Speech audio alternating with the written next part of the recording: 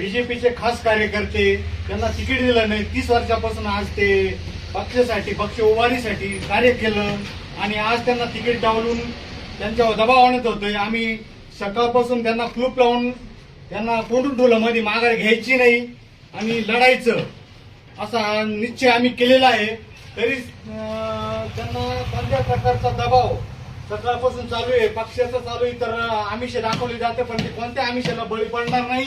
आणि पक्षासाठी आणि इकडून पुढे काही विषय नाही राहिला. आता ते निष्ठावान आणि सामान्य कार्यकर्ते लोकांसाठी जिंकून येणार असं आम्ही धरलेलं आहे. आणि सकाळी खूप लोक आले, खूप दबाव टाकला, पैसे कुणी पैसेच आम्ही दाखवले.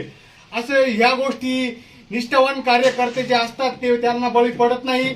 आणि इकडून पुढे कार्य केलेले अशाच लोकांना लोक निवडून देतील. आणि आम्ही एक पॅनल तयार करायचं ठरवलं. त्याच्यानंतर आम्ही तो पॅनल तयार करणार आणि एकनिष्ठ लोकांसाठी पुढं निवडणूक लढवणार आणि जिंकून येणार.